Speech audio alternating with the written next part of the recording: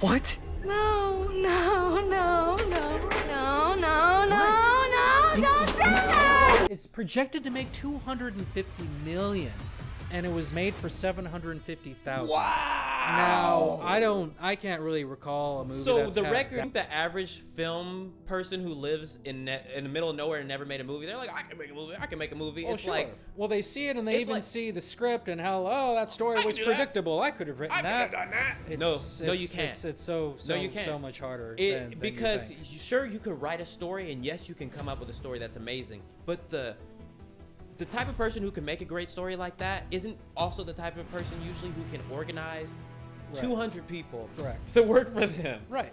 And that's why she said, I did know the rate beforehand and agreed to it. But at that point, I was living paycheck to paycheck, just like everybody else in America. That's me saying that. This is the reality of most filmmakers, especially those who work below the line. We become a line in the budget sheet to keep as low as possible. She's speaking facts.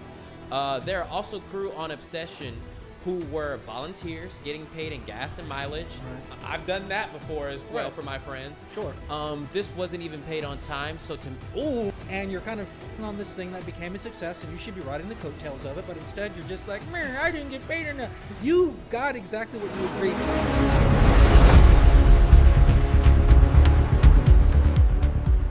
I'm also friends with my friend Gabby. Her father was the art director for Close Encounters of the Third Kind, and he also designed the sharks from Jaws. Really? Yeah, Joe Alves is the man. This is like cinema legends. Yeah, I know, here right? Coming together. Chloe Dykstra's dad, Gabby Alves' dad. You guys have the two coolest dads. We know people. Yeah. We know people here on VTV. Joe Alves actually came to my college and actually was like showing the all the production he did for Close Encounters. That's really cool. And how he did that Jaws. stuff is so cool. And That's so neat. I love that. I was friends with his daughter because she was like into anime and stuff and like had like Final Fantasy action figures. So me and her have been cool for a long time. Right. But I got to go to their house and he had all these cool mermaid stuff and I was like, wow, art directors are really cool people. Art directors. Which really this cool. is about. The art Production director from designers. Obsession Yes. made a post on Instagram. Yes, what I was alluding to earlier. Let's get into it.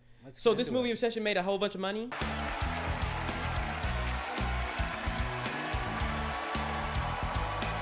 So the movie, and this post has been going around everywhere because it's been in different circles of people have seen it. Like I think my girl saw it. So basically, this production designer, set designer, was just making a day rate on this independent film, which I guess had a budget of like $750,000.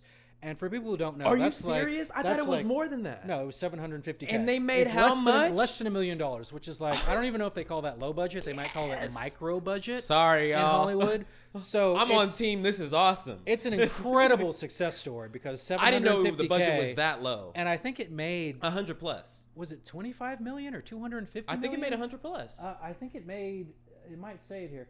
It's projected to make 250 million, and it was made for 750,000. Wow. Now I can't really recall a movie that's had that big of a profit margin. I think the record since like 2011 was Avatar, that one. Titanic. But Don't you remember that one scary? No, don't compare it to that. No, because those are big. It was like a Texas Chainsaw Massacre or something like that. The movies of the Paranormal Activity. Yes, which is it was like the new Paranormal Activity. And they made another Paranormal Activity every Texas year. Chainsaw, which was like super low budget, less than these, and they made. I don't think they made 250 million, or at least 250. So we wanted to read the post from the art director, and she said, "I've decided."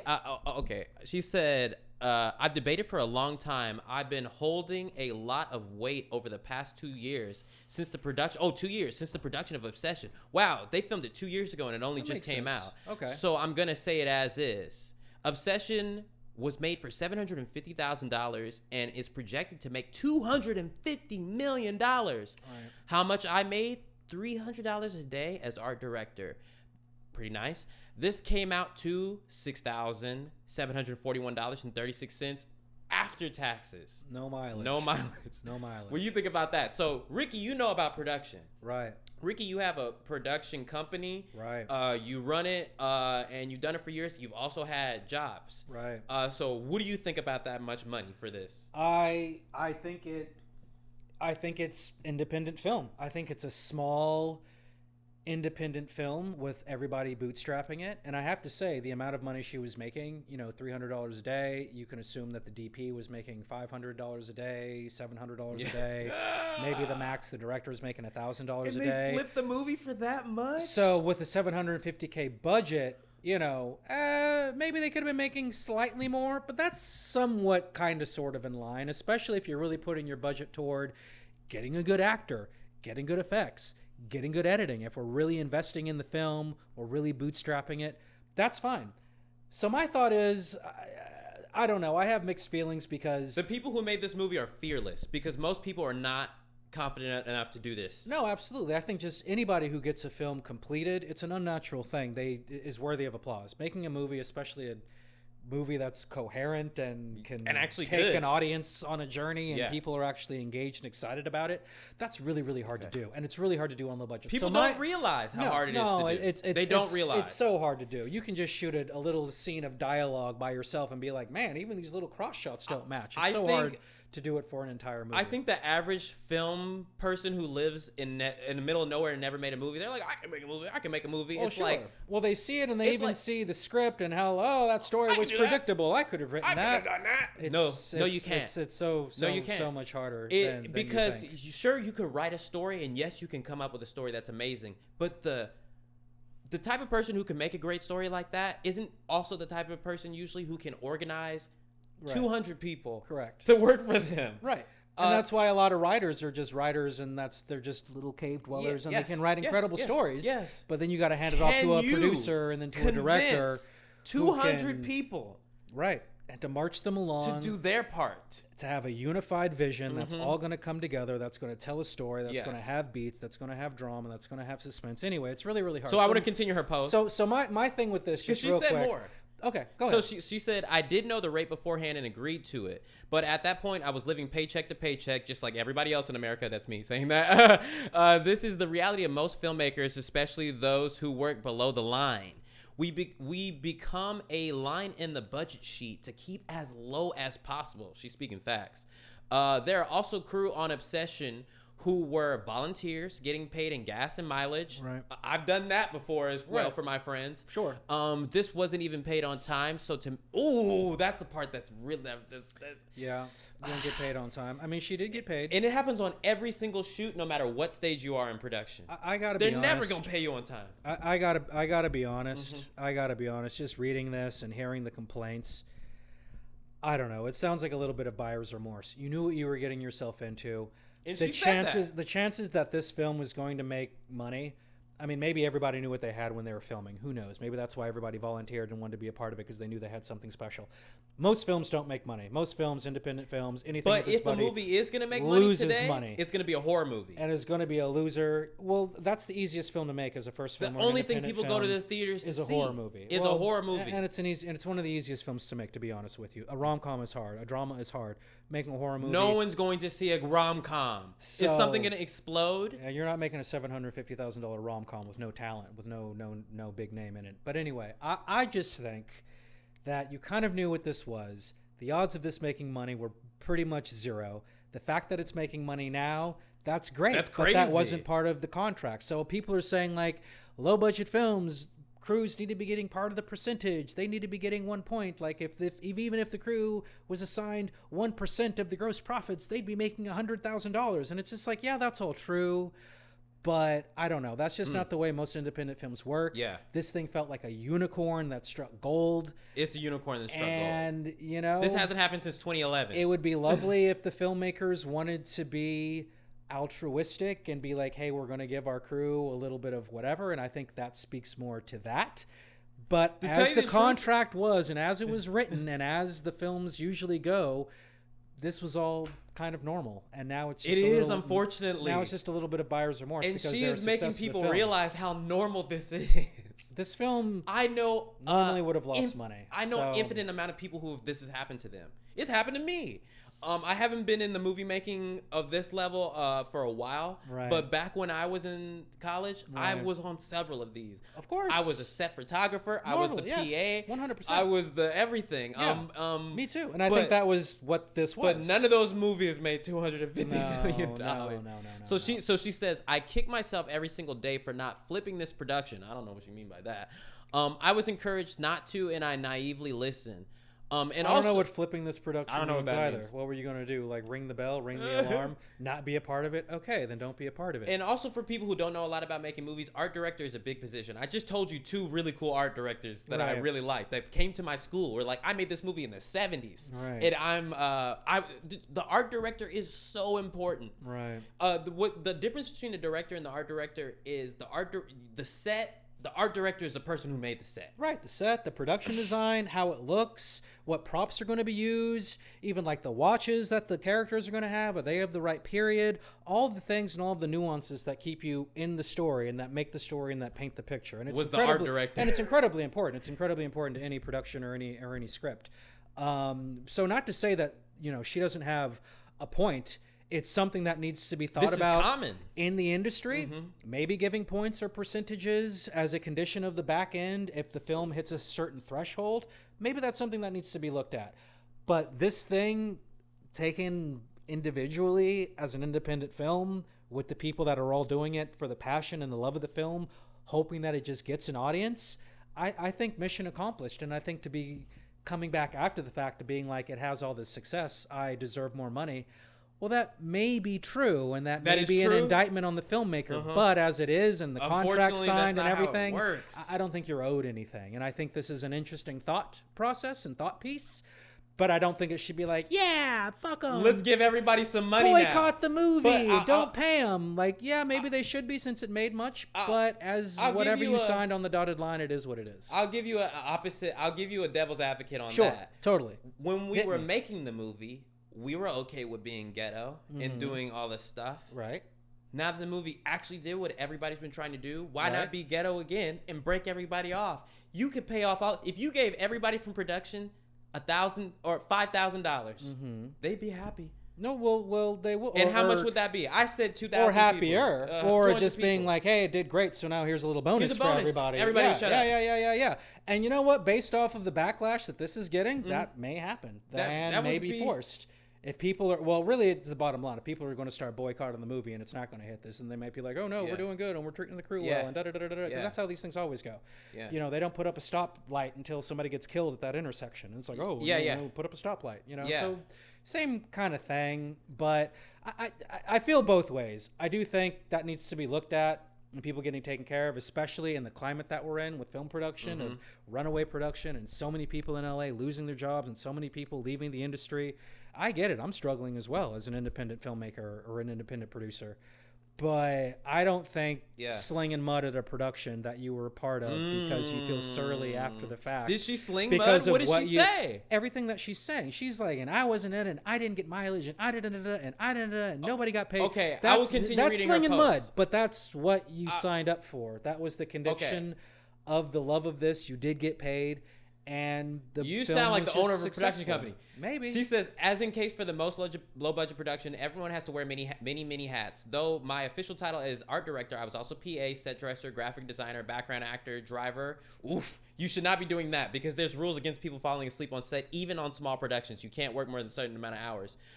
So her being a driver is crazy. Swing. This probably wasn't in California. And buyer. Oh, I was doing runs for the art department. Again, no mileage. Oh, I was shopping, loading, returning while the rest of the crew were on set. But go ahead. But this just is like, this is part of typical. the job. This is typical. You knew what you were signing up for. She said, and all of this bitching sounds like, oh my God, to somebody who's not in the film industry. But it's just like, no, this was what you signed up for. This is what be happening to a lot of people. This is what it is.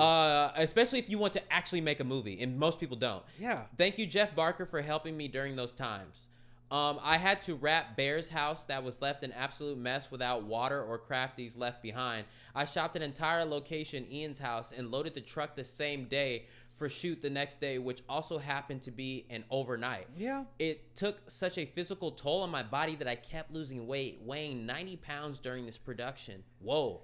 I say all this finally to have my peace, which I totally get. Well, she looks like her normal weight's about 110 pounds, so I'm not. Oh, you can tell. Now that I've seen this person, I'm like, yeah, she's a dainty little Asian lady. Not to come at her, she's got a good point. You're part Asian. Man, okay, so when I first read this post, I thought it was a 45-year-old. I read the entire post before I saw who she was. It was like a young girl. I thought it was a 45-year-old white guy. Like, oh, it sounds like a little entitlement, doesn't it? A little bit. A little bit. Knowing what you know about the industry, it feels a little like, well, girl. I'm just glad that people know that this happens to so many people. And it's crazy. I know this is bigger than Obsession or Curry and his team.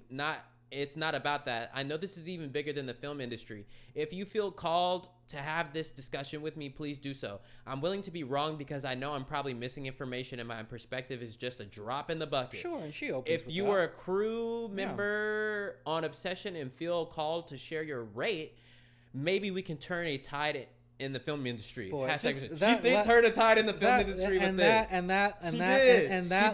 That little quote at the end. Maybe we can. It just sounds so. It's true though. No, but it just sounds so young and naive. I'm sorry. It just sounds so. I've never had a job before. I'm slinging mud, and we can all get and make a change, and we can give.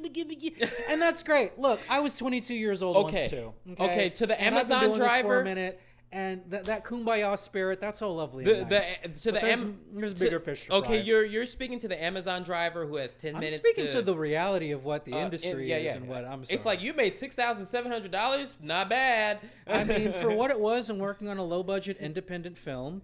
I mean, yes, I think the rates were a little low if the overall budget was $750,000. Yes, I think the rates were a little bit low, but everything around that and the payouts and what happened.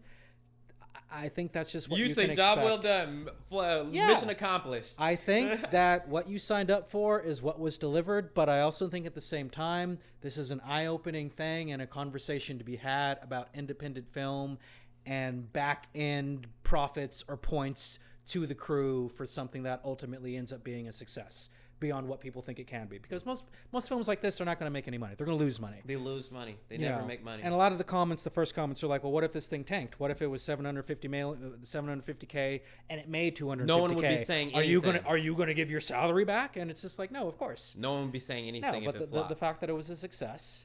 And, maybe these filmmakers, we haven't heard the director's perspective. We haven't heard the producer's perspective. Maybe they were just really smart. Maybe you're talking about, there's a comment right here. If the movie would have only made $400,000 and they lost $350,000, would you have given them your payback? And that's the thing. Because you don't know. You don't know what's going to happen. And you get these big Hollywood guys in the big Hollywood films, like, they're so smart because he was like, the actor was like, I'll only work for this much, but I want a 2% of the gross because they believed in the project so much. And then they made $1 gajillion. And those are great stories. Listen. They don't happen very often, but those are great stories. But you have no leverage. It's an independent film. I don't know. I just because I've been in this position. We all have. And I've worked in this. We've all have been in this position. And to just be like slinging mud. Well, I've never been in this position. Well, no, that I was hoping. I was hoping to be in her hundreds of position. millions of dollars of success. It's like, no, that's incredible. That's what every filmmaker hopes for. Yeah. But then to be like, I wasn't treated well, and I already made $6,000, and I had to pull up from my bootstraps. Bitch, you're a part of it. You can put this film on your credits forevermore. I just think it's a little entitled, man. I just think it's a little bitchy, a little after the fact. And you're kind of shitting on this thing that became a success, and you should be riding the coattails of it. But instead, you're just like, I didn't get paid enough. You got exactly what you agreed to because you believed in this project, and now it's having all of the blessings and all of the accolades that it deserves. How much and money now do you're you... slinging mud because you're like, it just seems. I'm sorry, Will. And then I saw her, and you showed me her, and you showed me the picture, and this just reeks of some Gen Z entitlement. I've never had a job before. This is my first time on set. I busted my ass, and it was successful, and I lost 10 pounds, and I'm so emaciated. Bitch, you weigh 100 pounds dripping wet anyway. God, Ricky. I'm sorry. No, I had an opinion, but now I'm firmly on. You thought it was a 45-year-old white guy until I showed you. Until it was just like, oh, it's this chick who just got out of college who I 90 You were pounds. really lucky. I'm like, you look like you weigh 100 pounds. So you really lucky. You're really lucky that the movie did so well. It's great that you were laced up with a project of this caliber, and I'll tell you what, if it really goes to something and the producers and everything else, whatever, you will be remembered as the person who was slinging mud on this production. If this thing goes somewhere and the directors and the producers on this project go somewhere, yeah, we're going to remember your art director who was slinging mud, the ungrateful chick who caused a whole stir. Now, maybe it'll be a great revelation and it'll change the industry and she'll be a trailblazer and this will change things and people on independent films will get points and back end. But that ain't going to happen. You don't think I'm so? sorry. No. Are they going to make another Obsession every year for the next 5 years? If they do, she won't be a part of it. Yeah. She won't be called back. She probably was not going to be anyway, but... I mean, I'm sure she did a great job. She lost a bunch of weight driving vans and whatever. Now, I don't want to come off as whatever, but it just comes off as a little... You're Asian. No, it just comes off as a little entitled and it's doing well, so now I'm going to speak up about it. It's just like... And then there's these comments like, finally, thank you for speaking up. Because I think there is something to be said about independent film and maybe points on the back end. But in her specific situation, I think it comes off as a little, I deserve this. It's like, no, maybe you deserved a little more pay up front. Right, it was a little bit low, but you deserved what it was. And if I make a movie for $750,000 and I make $250 million on that, I promise. You should give points and you should give, I'll give everybody on the production $5,000. And they should. And I think maybe that's her point and they should, but are they obligated to? No. Should they? Yes. And maybe that's the awareness she's raising. And maybe is that $1 million? I don't know. One, two, three. Yeah, that would be 1 million. If you gave 200 people $5,000, it would be $1 million. Because I said maybe 200 people in production. Oh, well, just like a bonus. Hey. Yeah. Just a little bonus, not even like a percentage. Yeah, if everybody got a bonus. percentage, it'd be a lot more than I've that. had companies promise me bonuses. If you sell this many T-shirts and posters, we'll give you a bonus, and they didn't do it. And I think the film doing that well, the filmmakers should bless their people. So if that's the point, then I am with that. Yeah. But the entitled attitude of, okay, I don't know. So we're getting close. So I wanted you to react to this because this came up in my timeline.